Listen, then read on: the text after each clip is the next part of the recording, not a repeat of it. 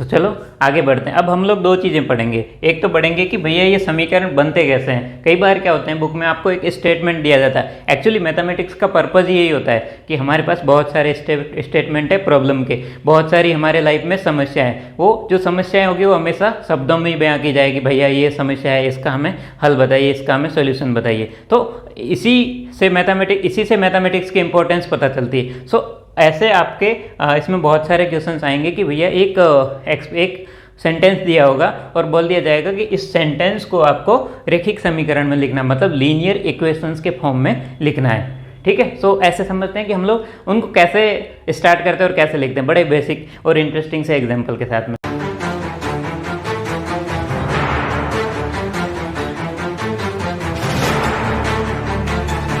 तो मान लो एक कोई क्रिकेट का मैच चल रहा है, ठीक है, उसमें रोहित शर्मा और विराट कोहली खेल रहे हैं, धमाकेदार पारी जयपुर वाली। मान लो कि दोनों ने मेरे पास दो इन्फॉर्मेशन है कि ये हमें पता है कि कौन कौन खेल रहा है, रोहित एंड विराट। ठीक है, रोहित खेल रहा है और कौन खेल रहा है, विराट खेल रहा है। और हमें पता है कि दोनों खेल रहे हैं और शुरुआत से यही खेल रहे थे, और ये मुझे पता है कि दोनों ने मिलके जो टोटल स्कोर खड़ा किया है वो कितना है, 150। इसमें एक्स्ट्रा रन नहीं है, ठीक है, ज़्यादा दिमाग नहीं लगाना, मुझे भी पता है, मैं भी देखता हूँ क्रिकेट। सो इसमें एक्स्ट्रा रन नहीं है, इनके जो बैट से रन बने वही वाले रन है। सो टोटल स्कोर जो इनका है वो कितना है, 150 है। अब बोलता है कि भैया इसको लीनियर इक्वेशन के फॉर्म में लिखो बड़े आराम से। तो मान लो रोहित ने कितने बनाए, x, विराट ने कितने बनाए, y। अब इनको मैं वेरिएबल क्यों ले रहा हूँ, क्योंकि मुझे नहीं पता है कि रोहित ने एग्जैक्टली कितने रन बनाए, विराट ने एग्जैक्टली कितने रन बनाए। मेरे पास क्या इन्फॉर्मेशन है कि भैया टोटल स्कोर इन दोनों का इतना है। सो रोहित x हो गया, विराट y हो गया। सो अब इसको लीनियर इक्वेशन में कैसे लिखेंगे बताओ। सिंपल सा हो गया, हमें पता है Rohit and Virat total score कितना है दोनों का, 150। तो रोहित ने कितने रन बनाए, x, विराट ने कितने बनाए, y। किसके बराबर है दोनों का स्कोर, वो है 150 के बराबर। ठीक है, हमारे पास इतनी इन्फॉर्मेशन थी और इतनी इन्फॉर्मेशन से एक लीनियर इक्वेशन बन गई। ठीक है, अब देखो इसमें क्या हो सकता है, एक बार इसको ध्यान से देखना, पूरा चैप्टर आपको 1 मिनट में याद हो जाएगा, हाँ ऐसा कुछ होगा। देखो मान लो कि रोहित ने बनाए 50, तो विराट कितना बनाएगा, 150 माइनस 50, 100। ऊपर लिख लेता हूँ, चलो ये हो गया हमारा रोहित शर्मा जी और ये हो गया विराट कोहली। ठीक है, अब देखो दूसरा, मान लो रोहित ने बनाए हमारे 70 रन। ठीक है, अब बताओ विराट कितने बनाएगा, 80 रन। मान लो रोहित ने बनाए 110 रन, विराट कितने बनाएगा, 40। ऐसे बहुत सारी पॉसिबिलिटीज हो सकती हैं। जब तक हमें पता नहीं कि रोहित और विराट ने कितने रन बनाए, हम लोग इतने सारे इस वाले जो लीनियर इक्वेशन है उसके रूट लिख सकते हैं। इससे पहले हमने बात किया था कि एक वेरिएबल वाले का रूट कैसे हम संख्या रेखा बता सकते हैं। अब जब 2 वेरिएबल आएंगे और हमारे पास एक ऐसा इक्वेशन रहेगी, उसमें 2 अगर इन्फॉर्मेशन रहेगी, तो हम लोग ऐसे बहुत सारे सॉल्यूशंस पॉसिबल है। तो यही इस पूरे चैप्टर का एक बहुत ही फंडामेंटल है, बहुत ही स्ट्रॉन्ग तरीके से मैंने आपको बताया और आपको बड़े आराम से अब याद भी हो जाएगा। कैसे होगा वो देखते हैं। सो अब बढ़ते हैं नेक्स्ट पार्ट की ओर। उसमें हम लोग सीखेंगे कि भैया स्टैंडर्ड फॉर्म क्या है इसकी। ठीक है, हमने पॉलिनोमियल में भी देखा था कि उसकी एक स्टैंडर्ड फॉर्म है, अगर उसको वो स्टैंडर्ड फॉर्म में नहीं है तो सबसे पहला स्टेप होता है भैया उसको स्टैंडर्ड फॉर्म में अरेंज करना। सो इसमें भी वही रहेगा, रूल्स यही है, ये रूल है कि स्टैंडर्ड फॉर्म वाला है ना, ये रूल है, ना कि पहले वाले रूल थे। सो ये एक इंपॉर्टेंट स्टेप हो जाता है यहाँ पे। सो स्टैंडर्ड फॉर्म इसका जब हम लोग लिखते हैं ना, वो लिखते हैं ax plus by plus c equal to 0। ठीक है, अब देखो ये हमारा क्या हो गया, स्टैंडर्ड फॉर्म हो गया। अब यहाँ पे क्या है, x एंड y, ये क्या है, वेरिएबल मतलब चर। ठीक है, उसके बाद में a b c, ये क्या है, रियल नंबर मतलब वास्तविक संख्याएं हैं। ठीक है, तो ये क्लियर हो गया। और ये क्या है, ये कांस्टेंट होते हैं, इनकी वैल्यू फिक्स होती है। किसी भी लीनियर इक्वेशन के लिए इनकी वैल्यू क्या रहती है, फिक्स रहती है, मतलब इनका जो मान होता है वो फिक्स रहता है। मतलब a हो सकता है 5 हो, 4 हो, 3 हो, इस टाइप से कुछ हो सकता है। ठीक है, ये आपको क्लियर हो गया होगा। और एक्स और वाई क्या वेरिएबल, वेरिएबल मतलब वही होता है जिसका वैल्यू, जिसका मान बदलता रहता है। जैसे हमने देखा था रोहित और विराट का जो स्कोर था, उसमें हमें नहीं पता कि दोनों का स्कोर कितना है, दोनों का स्कोर बदल सकता है। ठीक है, तो वो वेरिएबल हो गए और ये हो गए कांस्टेंट हो गए, और ये क्या होते हैं, रियल नंबर होते हैं। ये समझ में आ गया, ये स्टैंडर्ड फॉर्म है, इसको आप नोट कर लीजिए ऐसे ही। तो आप जैसे एग्जाम पढ़ोगे ना, तो ऐसे जैसे नोट्स लिखते हो ना, तो नोट्स में ऐसा कुछ होना चाहिए एकदम से अच्छे से लगे कि हाँ, जैसे ही आपकी नज़र पड़ेगी इस पर तो आपको याद हो जाएगा। अब आप इसको जैसे यहाँ पे लिखा, फिर एक लाइन लिखोगे बड़ी सी, x and y is variable and ABC is real number. तो क्या होगा, जब आप एग्जाम में पढ़ोगे तो आपकी नज़र नहीं जाएगी उस हिसाब से, लेकिन जब ऐसे लिखोगे ना तो आपकी नज़र जाएगी, हाँ ये स्टैंडर्ड फॉर्म में, ये एक्स एंड वाई है, ABC है। ठीक है, ये सब चीज़ें मैं आपको प्रैक्टिस करवाता रहूँगा, ताकि आप जब भी आगे बढ़ोगे एक सफल आदमी होकर आगे बढ़ोगे और बहुत अच्छा, कुछ बहुत अच्छी अच्छी चीज़ें सीखोगे। सो देखो, यहाँ से ही क्लियर हो गया।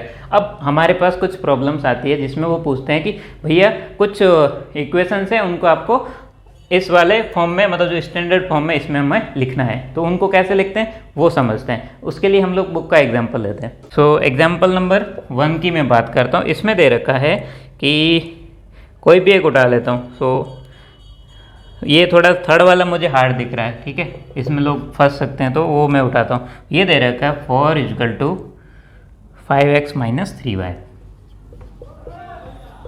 3y। ठीक है, तो इसको शुरुआत कैसे करते हैं वो देखते हैं। तो देखो, सबसे पहला स्टेप क्या होगा यहाँ से कि हमें क्या करना है, x वाला टर्म होना चाहिए, फिर y वाला होना चाहिए, फिर कांस्टेंट होना चाहिए। यहाँ पे क्या है, इधर और इक्वल टू कितना होना चाहिए, 0 होना चाहिए। यहाँ पे तो पूरा ही उल्टा है। इसको धीरे धीरे करके अरेंज करते हैं। सो अगर मैं रूल से बात करूँ तो क्या करूँगा मैं, ये वाला टर्म है ना पूरा, इसको जोड़ूंगा और घटाऊंगा। दो चीज़ें करता हूँ, एक दो तरीके समझते हैं ताकि आपको थोड़ा सा फ्लो में बना रहेगा इंटरेस्टिंग। तो मैं क्या करता हूँ, ये वाला टर्म है ना, इसको जोड़ता हूँ और घटाता हूँ। सो 4 मतलब घटाता हूँ दोनों साइड से, 5x - 3y, ऐसे ही 5x - 3y माइनस। ठीक है, मैंने क्या किया, ये वाली टर्म को दोनों साइड से घटा दिया। हमने रूल पढ़ा था कि इससे लीनियर इक्वेशन में कोई फर्क नहीं पड़ता है। ठीक है, अब देखो क्या बना ये, 4 - 5x + 3y। ठीक है, यहाँ से क्या हो गया, ये दोनों टर्म सेम है तो कट गए, मतलब हो गया 0। ठीक है, यहाँ तक क्लियर। अब देखो, अब मैं क्या करूँ, इसको अरेंज कर लूँगा कि मुझे पहले x का टर्म लिखना है। सो देखो कितना हो गया, -5x, ठीक है, + 3y + 4 = 0। ठीक है, ये हो गया इस वाले फॉर्म में। तो ये तो हो गया सिंपल सा बुक का कंसेप्ट कि भैया किसी भी चीज़ को जोड़ते हो घटाते हो तो कोई फ़र्क नहीं पड़ता। तो उस हिसाब से हमने इसको सॉल्व करने की कोशिश की। लेकिन आप एग्जाम में हर बार ऐसा करने का ज़रूरत नहीं, आप सिंपल सा इसको, इस पूरे टर्म को इधर ले आइए। सो वो क्या हो जाएगा, 4 - 5x - 3y, इधर क्या हो जाएगा, 0 हो जाएगा। मतलब इस वाले पूरे टर्म को जैसे ही मैंने इधर लाया तो प्लस का ये क्या हो गया, माइनस हो गया, क्योंकि यही रूल था। सो देखो कितना हो गया, 4 - 5x + 3y = 0। अब अरेंज करो, क्या है, -5x + 3y 0।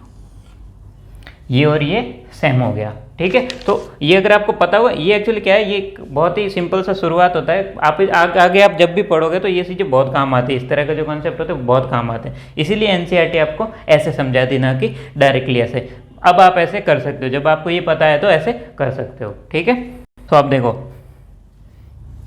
यहाँ से, देखो अब आप कंपेयर करोगे इस वाले से, तो ये कैसा है, ax + by + c = 0। यहाँ पे 99% लोग, जो नए लोग होते हैं, वो हमेशा गलती करते हैं। वो देखते हैं a मतलब x के साथ वाला, तो a को क्या लिख देते हैं, क्या लिखते हैं, 5 लिख देते हैं, जो कि गलत है। यहाँ पे a पॉजिटिव है, लेकिन ये पूरा, ये कितना हो गया, ये पूरा का पूरा आपका ये है। तो ये हो गया -5। ये स्टेप बहुत ही इंपॉर्टेंट है। ठीक है, b कितना हो गया बताओ, b हो गया, ये प्लस है ना 3, सो ये पूरा क्या हो गया, b हो गया +3। और c कितना हो गया, +4। ये आपका क्या हो गया, आंसर हो गया।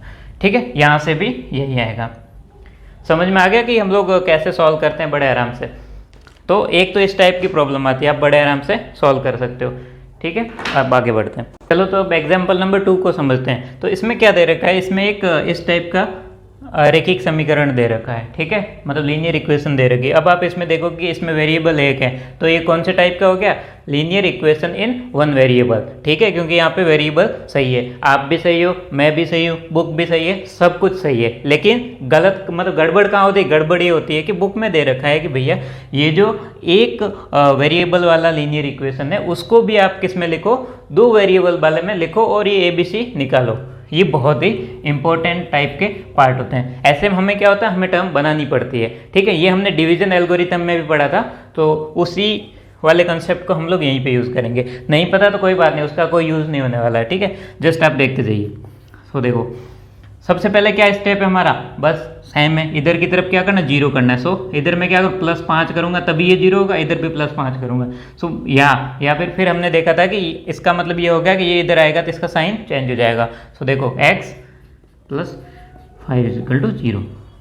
सिंपल सा पहला स्टेप क्लियर हो गया होगा। अब दूसरा स्टेप क्या होगा, दूसरा स्टेप ये होगा कि अब हमें क्या करना होगा, इस फॉर्म में अरेंज करना होगा। देखो x तो है, बिल्कुल x है, y नहीं है, तो y को हमें ऐड करना पड़ेगा। तो मैं क्या ऐसा करूं कि ये y मेरा ऐड हो जाए। तो इसमें मैं एक वो थ्योरी ऐड करना चाहूँगा कि अगर किसी चीज़ को मल्टीप्लाई करोगे 0 से तो उसका वैल्यू कितना होता है, 0 होता है। सो मैं क्या करूँगा, एक टर्म ज़बरदस्ती y का ऐड करूँगा और इस फॉर्म में इसको लिखूँगा। वो कैसे करेंगे वो देखो। सो ये हो गया x प्लस मैं लिखूँगा 0.y, ठीक है, मैंने क्या लिख लिया 0.y। उसके बाद में क्या लिखूँगा, +5 = 0, ठीक है। सो यहाँ से देखो इसके मल्टीप्लाई वाला क्या होता है a। सो a कितना हो गया, यहाँ से मल्टीप्लाई में कुछ नहीं है, मतलब मल्टीप्लाई में क्या होगा, 1 होगा। यहाँ पे देखो y के मल्टीप्लाई में कितना हमने ज़बरदस्ती ऐड किया, वो कितना 0, तो y के मल्टीप्लाई वाला क्या होता है, 0 होता है। सो यहाँ पे बस यही हो जाएगा, b है ना वो 0 हो जाएगा और कुछ नहीं, क्योंकि यहाँ पे y का टर्म नहीं है, इसलिए b क्या हो जाएगा, 0 हो जाएगा। और c कितना हो जाएगा, ये वाला। बहुत ही आसानी से हमने इसको सॉल्व कर लिया। तो इसमें क्या सबसे इम्पोर्टेंट वाला पार्ट यही है कि जो नहीं है उसको ऐड कर लो, 0 से मल्टीप्लाई। अब इसको जल्दी से बताओ क्या करोगे। सबसे पहले मैं -2 दोनों टाइप में, दोनों साइड में ऐड करूँगा, जिससे इसमें कोई फर्क नहीं पड़ेगा। या फिर मैं इसको इधर लाऊंगा तो इसको -2 कर लूँगा। सो y -2 = 0। अब देखो यहाँ से यहाँ पे क्या है, y का टर्म में, लेकिन x का नहीं है, तो मैं ज़बरदस्ती अगेन क्या करूँगा, एक x का टर्म ऐड कर लूँगा, 0.x, ठीक है, प्लस y -2 = 0, ठीक है। अब देखो जल्दी से कंपेयर करो, ये क्या है, ये हमारा हो गया a क्या हो गया, 0, ठीक है, क्योंकि हमने ज़बरदस्ती ऐड किया था। इसके मल्टीप्लाई में कुछ नहीं है, मतलब क्या होगा। सो ये वाला पार्ट हो गया हमारा b कितना हो जाएगा, 1। c कितना है, यहाँ से जल्दीबाजी में लोग बोलेंगे 2, लेकिन 2 नहीं है, क्या है, -2, मतलब यहाँ पे क्या +c होना चाहिए, -c है तो ये पूरा क्या हो जाएगा, c। तो c कितना हो गया, -2। बहुत ही आसान है। अब ये वीडियो थोड़ा लंबा हो गया, तो अगले पार्ट में हम लोग एक्सरसाइज बड़े आराम से सॉल्व कर लेंगे, ठीक है। देखिए जल्दी से नेक्स्ट पार्ट। Thank you.